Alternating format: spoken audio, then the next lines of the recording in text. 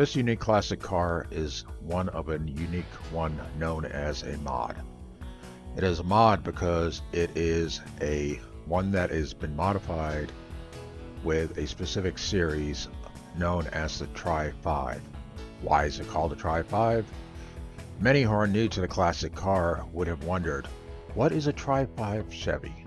The nickname Tri-5 is used to represent a specific set of classic Chevrolet vehicles, namely the iconic 1955, 56, and 57 Chevrolet cars.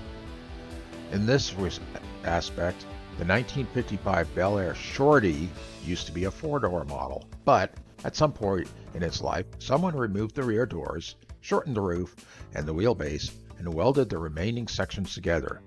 The end result is an idea that could send Tri-5 enthusiasts to the lunatic asylum.